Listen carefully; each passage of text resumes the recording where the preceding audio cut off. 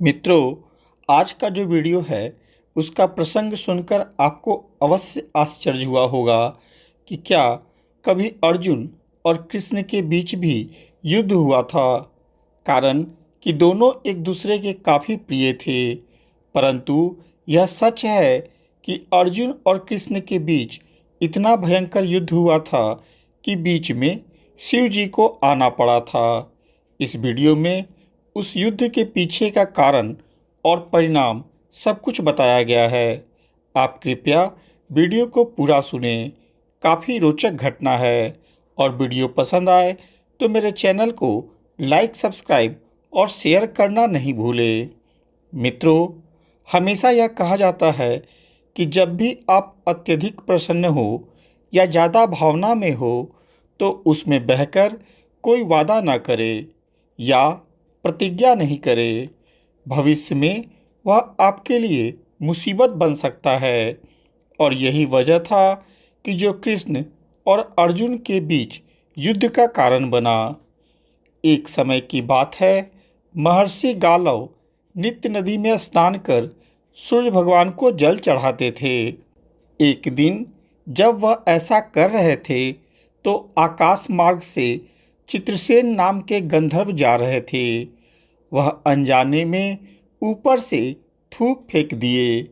दुर्भाग्य से वह थूक महर्षि गालव के उस जल में गिर गया जो वह सूर्यदेव को जल देने के लिए रखे थे।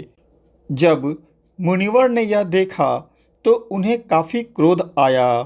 क्रोध में वह चित्रसेन को श्राप देना चाहते थे, परंतु उन्हें अपने तप का नाश होने का ध्यान आया और वे रुक गए। इसकी शिकायत लेकर वह भगवान कृष्ण के पास गए और सारी बातें बताई।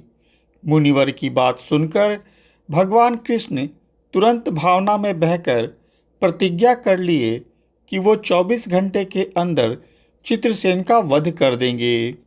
ऋषि को अपनी प्रतिज्ञा के प्रति पूरी तरह संतुष्ट करने के लिए उन्होंने माता देवकी तथा महर्षि के चरणों की शपथ भी ली।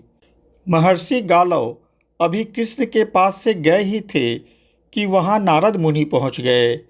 कृष्ण को देखते ही नारद मुनि बोले, प्रभु, आप तो परमानंद कहे जाते हैं। आपके दर्शन मात्र से सारे विषाद दूर हो जाते हैं, पर पता नहीं क्यों आज आपके मुख कमल पर विषाद की रेखा दिख रही है। नारद मुनि को कृष्ण ने गालव ऋषि की सारी बातें बताकर खुद के द्वारा ली गई प्रतिज्ञा को बताया। श्री कृष्ण की सारी बातों को सुनकर नारद मुनि चित्रसेन के पास पहुँचे। जब नारद जी ने चित्रसेन को सारी बातें बताई तो चित्रसेन उनके चरणों में गिरकर अपनी ग्रह दशा पूछने लगे। तब नारद जी ने कहा कि तुम्हारा अंतकाल निकट आ पहुंचा है, कारण कि श्री कृष्ण की प्रतिज्ञा खाली नहीं जाएगी। अतः अपना कुछ कल्याण चाहते हो तो बस कुछ दान पुण्य कर लो, कारण कि तुम्हारे जीवन के मात्र 24 घंटे शेष बचे हैं। मृत्यु के भय से घबराए हुए चित्रसेन इधर उधर भागने लगे। वह ब्रह्मधाम, शिवपुरी, इंद्रलोक सभी जगह गए, परंतु किसी ने उन्हें अपने यहाँ शरण नहीं दी। कोई उन्हें शरण देकर श्री कृष्ण से शत्रुता मोल लेना नहीं चाहता था। अंत में चित्रसेन अपनी पत्नी के साथ रोते पीटते नारद जी के पास गए और बोले कि मुनिवर, मुझे कोई डर से शरण नहीं दे रहा है, आप ही कुछ करें। चित्रसेन की पत्नी के विलाप से नारद जी का दिल पिघल गया। नारद जी हैं भी बहुत दयालु। वो बोले, ठीक है, तुम दोनों मेरे साथ यमुना के तट पर चलो। तीनों यमुना के तट पर पहुंच गए। वहां जाकर एक स्थान को दिखाकर नारद जी बोले, आज आधी रात को यहाँ एक स्त्री आएगी। उस समय तुम तेज आवाज में विलाप करना, परंतु याद रखना कि जब वह स्त्री रोने का कारण पूछेगी तो तुम उसे अपने को बचाने का प्रतिज्ञा में बांधकर ही पूरी कहानी बताना। जब वह पूरी तरह बंध जाए तो ही बताना कि कृष्ण तुम्हें मार देना चाहते हैं। इस प्रकार चित्रसेन को सारी बातें समझाकर नारद जी अर्जुन के महल में सुभद्रा के पास पहुँचे। सुभद्रा को सामने देखकर बोले, हे सुभद्रे, आज मैं एक विशेष कार्य से आया हूँ। आज का पर्व बड़ा ही उपकार वाला है। आज आधी रात को यमुना स्नान करने तथा किसी दीन लाचार की रक्षा करने से अक्षय पुण्य की प्राप्ति होगी। अतः आज तुम्हें अवश्य ही यमुना में स्नान करना चाहिए। नारद मुनि की बात को मानते हुए सुभद्रा अपनी 2 सहेलियों के साथ यमुना में स्नान करने जाती हैं, जहां उन्हें किसी के रोने की आवाज़ सुनाई पड़ती है। जब सुभद्रा रोने वाली आवाज़ की तरफ जाती है तो देखती है एक पति पत्नी घोर विलाप कर रहे हैं। सुभद्रा ने उन दोनों से रोने का कारण पूछा तो चित्रसेन ने नारद जी के कहे अनुसार पहले अपने जीवन को बचाने की प्रतिज्ञा में सुभद्रा को बांध लिए। कारण कि बिना वचन लिए चित्रसेन रोने का वजह नहीं बता रहे थे। फिर जब सुभद्रा ने पहले ही वचन दे दिया तब चित्रसेन ने सारी कहानी उन्हें बताई। चित्रसेन की सारी बातें सुनकर सुभद्रा असमंजस में पड़ गई। कारण कि एक तरफ कृष्ण की प्रतिज्ञा तो दूसरी तरफ एक दीन दुखिया के लिए अपनी प्रतिज्ञा थी। अंत में शरणागत की रक्षा करने का निश्चय कर सुभद्रा दोनों पति पत्नी को महल ले आई। महल आकर सुभद्रा ने सारी बातें अर्जुन को बताई। अर्जुन पहले से चित्रसेन को जानते थे, अतः अर्जुन ने सुभद्रा को आश्वासन दिया कि तुम्हारी प्रतिज्ञा जरूर पूरी होगी, चित्रसेन को वह बचाएंगे। दूसरी ओर नारद जी ने इधर का सारा कार्य जब कर लिया तो द्वारिका श्री कृष्ण के पास जाकर कहे, हे देवकी नंदन, अर्जुन ने चित्रसेन को आश्रय दे रखा है, इसीलिए आप सोच विचार कर ही कोई कदम उठाएं। कृष्ण ने कहा, हे मुनिवर, आप मेरे तरफ से एक बार अर्जुन को समझाएं कि वह चित्रसेन को अविलंब अपने छत्र छाया से दूर कर दे।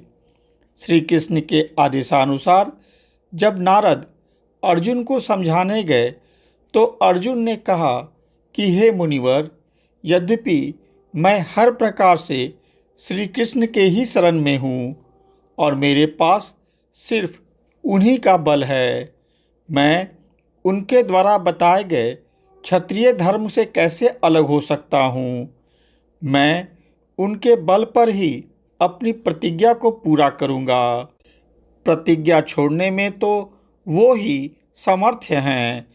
अर्जुन का संदेश लेकर नारद जी कृष्ण के पास आकर सारी बातों को बताई। इस प्रकार दोनों अपने अपने प्रतिज्ञा को पूरी करने के लिए युद्ध की तैयारी करने लगे। दोनों ओर की सेना रण क्षेत्र में इकट्ठी हुई। युद्ध काफ़ी भयंकर हो रहा था, पर परिणाम कुछ सामने नहीं आ रहा था। युद्ध का कोई परिणाम न आता देख श्री कृष्ण सुदर्शन चक्र चला देते हैं। दूसरी ओर अर्जुन भी ब्रह्मास्त्र छोड़ देते हैं। दोनों अस्त्र चलते ही अर्जुन को लग गया कि अब प्रलय निकट है, इसीलिए अर्जुन ने भगवान शंकर का स्मरण किया। भोलेनाथ प्रकट होकर पहले दोनों शस्त्रों को मनाए, फिर वे भक्तवत्सल भगवान श्री कृष्ण के पास पहुँचे और कहने लगे, भक्तों की बात के आगे अपनी प्रतिज्ञा को भूल जाना तो आपका सहज स्वभाव है। अब तो अपनी प्रतिज्ञा को छोड़ लीला को समाप्त कर दें। भोलेनाथ की बात को मानते हुए दोनों ओर से युद्ध समाप्त हो गया। फिर श्री कृष्ण ने अर्जुन को गले लगाकर युद्ध श्रम से मुक्त कर दिया और चित्रसेन को माफ भी कर दिया। परंतु यह सब महर्षि गालो को अच्छा नहीं लगा। उन्होंने श्री कृष्ण को कहा कि यह तो अच्छा मजाक है, आपसे उम्मीद नहीं थी कि आप प्रतिज्ञा तोड़ेंगे। इस बात से कुपित होकर गालो ऋषि ने कहा कि ऐसा है तो मैं ही अपने शक्ति से श्री कृष्ण, अर्जुन और सुभद्रा को जला देता हूँ।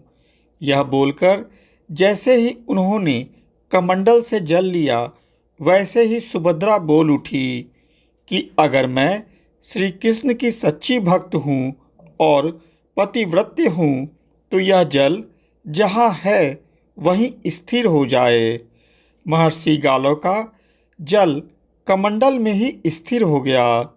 इससे महर्षि गालो काफ़ी लज्जित हुए और उन्हें अपनी शक्ति का घमंड टूटता दिखा।